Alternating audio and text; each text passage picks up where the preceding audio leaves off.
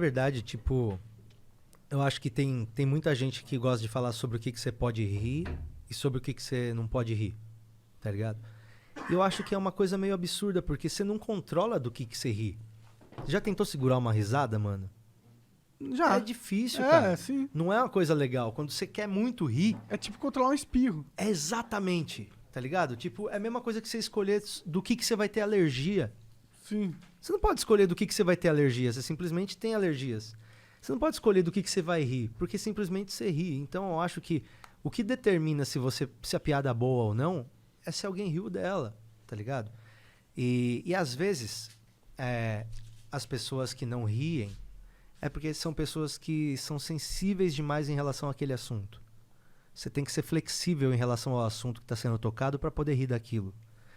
Só que é muito difícil você criar uma piada universal que vai agradar a todo mundo da mesma maneira. Porque o humor é a coisa mais subjetiva possível. Eu acho que poucas coisas são tão subjetivas quanto o humor. Então, cara, eu acho que nesse momento que a gente tem cada vez mais um canal para as pessoas terem voz e se manifestar quando não gostaram das coisas, cada vez mais vai acontecer pessoas se levantando contra ideias e contra piadas.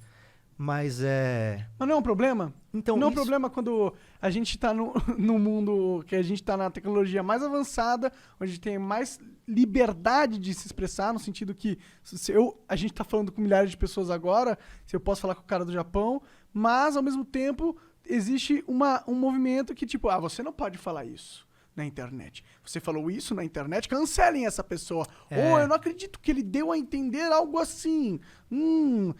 De repente surgiu uma polícia do pensamento que antes não existia. Mas eu acho que o que essa polícia mais quer...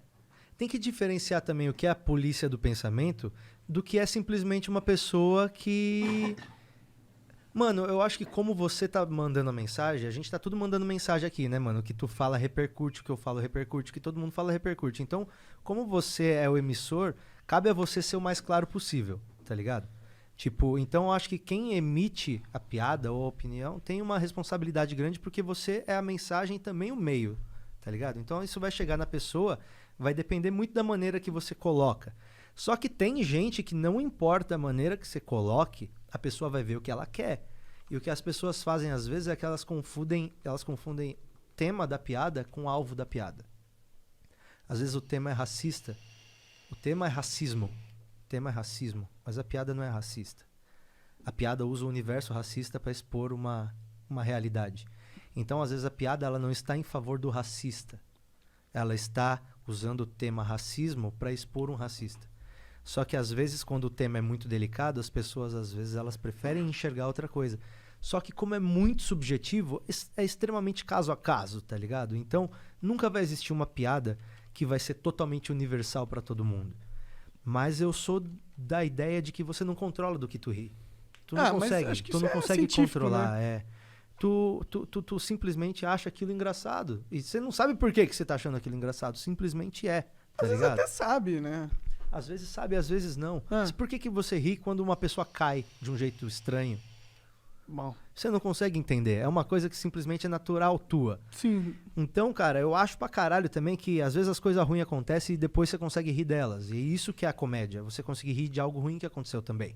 É importante então, entender algo que aconteceu com a leveza da comédia. Só que às Senão vezes demora mais tempo dark, pra algumas pessoas, né? A comédia tem uma equação, que a comédia é tragédia mais tempo.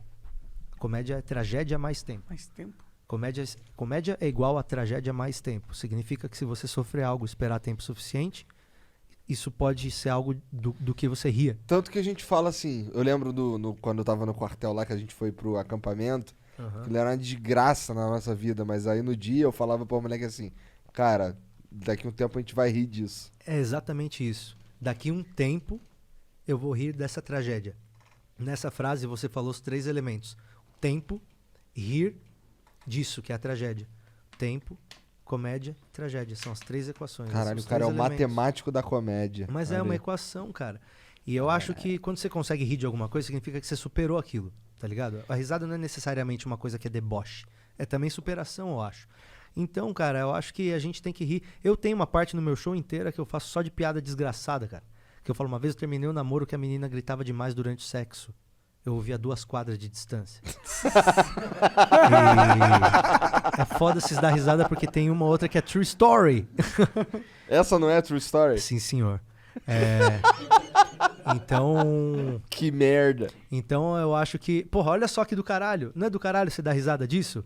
Mas e quando aconteceu? Você não consegue rir daquilo. Tipo, cara, tem histórias reais. Tipo, mano, eu falei de uma história hoje que eu fui num velório da tia da minha namorada que a tia dela morreu aos 99 anos. Ela ia completar 100 no dia seguinte. Ela ia completar 100 amanhã. No dia seguinte. Ela morreu hoje. Caralho. E ela foi enterrada no dia que ela completaria 100 anos. E, cara, foi o primeiro velório que eu vi cantarem parabéns pra você. Cantaram mesmo? Cantaram, irmão. Eu que puxei. Sério? Caralho. Interessante. Caralho. Eu trabalho então, do filho da começo puta pra